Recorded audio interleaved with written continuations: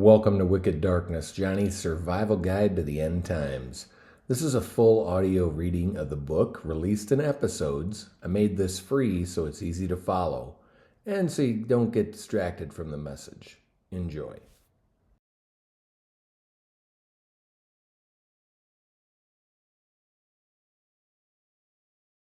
Wicked Darkness, Johnny's survival guide to the end times. Chapter 3 Part 3. Hijacked towers, hijacked mines. 9/11 didn't just bring down 2 towers. It knocked the entire world off balance. It launched wars, rewrote laws, and handed governments a blank check to surveil, silence, restructure, and control, all in the name of safety. Wall Street lost $1.4 trillion. Buy low, sell high. The Patriot Act, Homeland Security, mass surveillance, TSA, NSA, endless wars, lives lost, trillions spent. Many Christians were the first to salute it all, as if Jesus ever said, "Blessed are the warmongers." He didn't. Even Building 7 fell, without being hit. Its name, the Salomon Brothers Building. You don't need to believe in numerology. The people in power do. But again, none of that is the point. You don't need a theory when you have the blueprint. Here's what matters. After 9/11 everything changed, just like it was designed to. The world got more connected and a whole lot less free. The borders didn't close, the walls just moved. Instead of chains we got QR codes. Instead of prisons we got passports and digital IDs. Instead of kings and armies, we got agencies and algorithms. A new world was being built. Not with bricks, with fear. Nebuchadnezzar's dream is the road map. Now you've seen it. Nebuchadnezzar's dream wasn't a myth. It was a prophetic timeline, carved into history in the form of a statue. Babylon wasn't an allegory. It wasn't Joseph Smith. It wasn't Marvel Comics. It was a real kingdom, still on the map. In modern-day Iraq, ironically, the same nation America attacked after 9/11. Coincidence? Or was that the moment the code was activated, our brave new world launched? While no one was paying attention, the new Babylon was going to destroy the old one. This isn't fantasy. You're not reading Narnia. This is verified history, written in advance. And we're not guessing where we are on the statue. We're in the feet, the final kingdom, which leads to the only logical conclusion. God's word is true. We live in a divided, fragile, globally connected system, already cracking under its own weight, strong but broken, unified but unstable. It's ripe for one final deception, a religious and economic Roman Empire reborn, modern Babylon, built on the ruins of Rome, rooted in New York City, steering the UN, the IMF, the World Bank, and every lever behind the global economy. It's Wall Street running on the petrodollar, trading currencies that will soon be replaced by a digital one. But when the final kingdom falls, it won't fall to another human empire. It will be shattered by the stone cut without human hands. God hits the feet, because the feet are what touch the world. It's the feet that get dirty. It's the feet that move across the earth, absorbing kingdoms. It's the feet that must be washed, just like Jesus did for his disciples, because the world leaves its stain. The feet carry the weight of every kingdom in the king's dream, from Babylon, the golden head where Daniel lived, to the crumbling feet of its final spiritual form we are standing in today. And this is God's final answer to Satan, the curse he gave the serpent in Eden. He shall bruise thy head, and thou shalt bruise his heel. The stone the builders rejected by the world, has become the chief cornerstone. God will demolish the system, from the feet up. By the end of this book, you will understand exactly how and why. This isn't just man's story, it's God's. Overstating the obvious, let me be blunt. 9/11 wasn't just a geopolitical event. It was a spiritual assault. Thousands died, and while the world grieved, Satan didn't. He celebrated. The thief comes not but for to steal, and to kill, and to destroy. John 10:10. Planes and towers. That was just the surface. Beneath it was an attack on truth, freedom, and humanity itself. You don't have to believe in sacred dates, global elites, or Masonic rituals, but they do. They act on it. They've been speaking the same language for decades. From Roosevelt warning about Hitler's New World Order, to Bush calling for one after 9/11, to Biden muttering it behind a podium, and now Trump saying the quiet part out loud. The first time, I had two things to do: run the country and survive. And the second time, I run the country and the world. The Atlantic, April 28, 2025.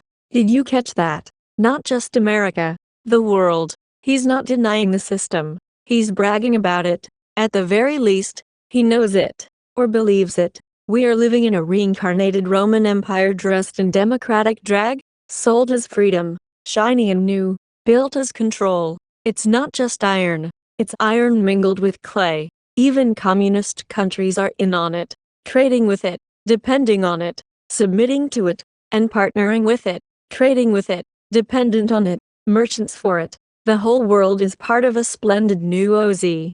The wizard is just the beast behind the curtain. The whole world's dancing down a digital road, past the bronze bull of Wall Street, while a little girl who looks like Dorothy pretends to tame it.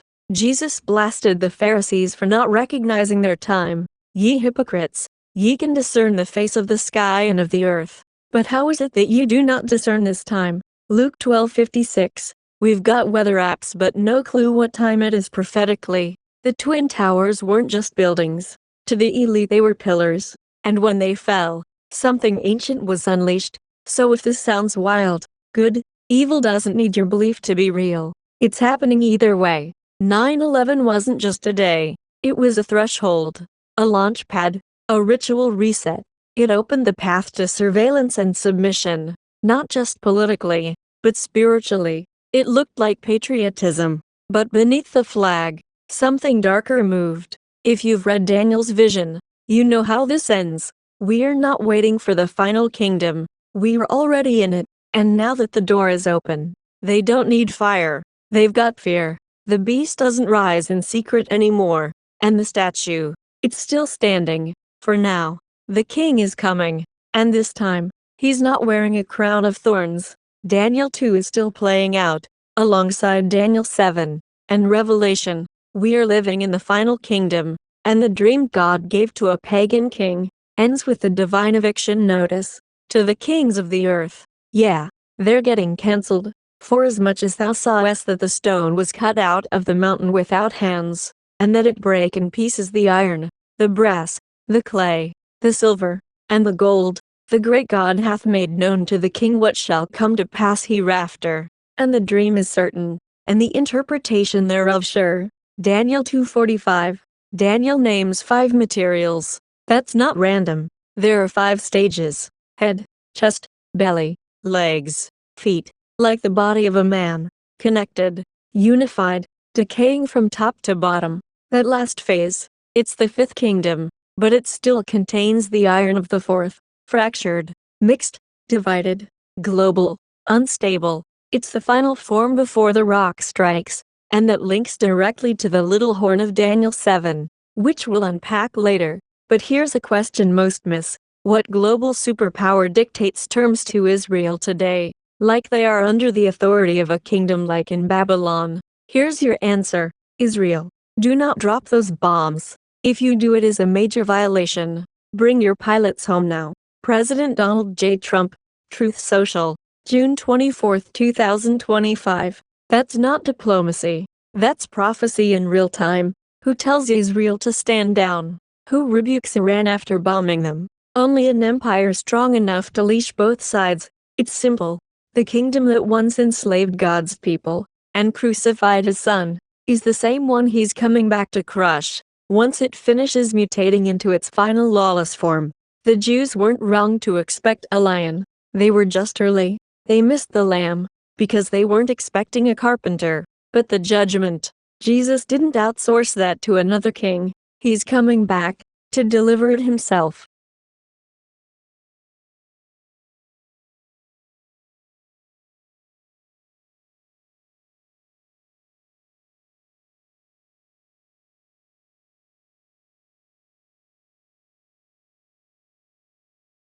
Hey, thanks for listening.